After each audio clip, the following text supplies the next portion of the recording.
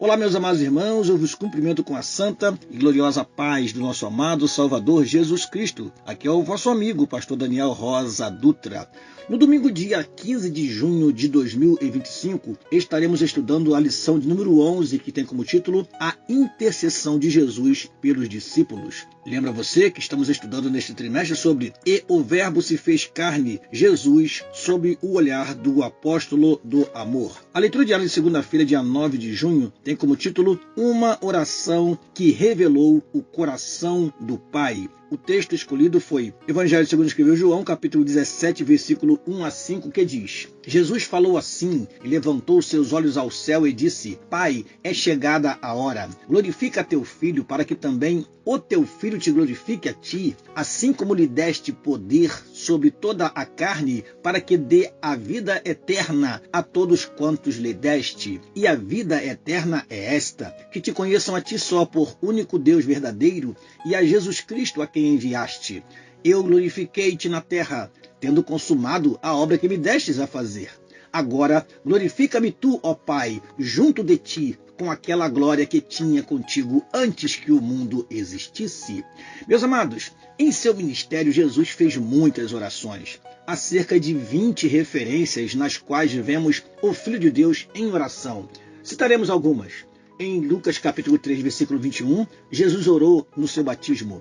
Em Lucas capítulo 5, versículo 16 e Marcos 1, 35, Jesus orou em um lugar deserto. Em Lucas capítulo 6, versículo 12, Jesus orou antes de escolher seus discípulos. Em João capítulo 6, versículo 11, ele orou na multiplicação dos pães. Em João capítulo 11, orou para ressuscitar a Lázaro. Em Mateus capítulo 26, versículo 36, 39, 42 e 44, ele orou no Getsemane. E até mesmo na cruz, ele orou 3 vezes, conforme está registrado em Lucas no capítulo 23. E no Evangelho de João, capítulo 17, ele orou por si próprio, orou pelos discípulos e orou por nós. Por isso, essa oração é conhecida como a oração sacerdotal de Jesus. A Bíblia de Estudo MacArthur nos diz que o capítulo 17 de João é o capítulo de transição que marca o fim do ministério terreno de Jesus e o início do seu ministério intercessório pelos crentes, conforme vemos em Hebreus capítulo 7, versículo 25, que diz: Portanto, pode também salvar perfeitamente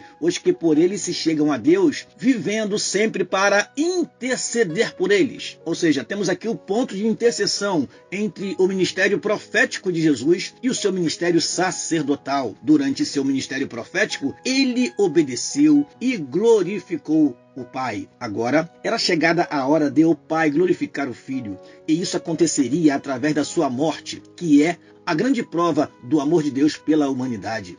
Foi por causa dessa glorificação futura que ele suportou a cruz e desprezou a afronta, como está escrito em Hebreus capítulo 12, versículo 2. Através da sua obediência e morte, Deus o exaltou soberanamente. Ele deu um nome que é sobre todo o nome, para que ao nome de Jesus se dobre todo o joelho dos que estão nos céus e na terra e debaixo da terra, e toda língua confesse que Jesus Cristo é o Senhor, para a glória de Deus Pai. Filipenses capítulo 2, versículo 9 a 11. A Bíblia de Estudo MacArthur também afirma que, em muitos sentidos, esta oração é um resumo de todo o Evangelho de João, pois temos primeiro a obediência de Jesus a seu Pai, segundo, a glorificação do Pai por meio da morte e exaltação de Jesus, terceiro, a revelação de Deus em Jesus, quarto, a escolha dos discípulos de entre o mundo, quinto, a missão dos discípulos no mundo, sexto e último, o destino final do crente na presença do Pai e do Filho.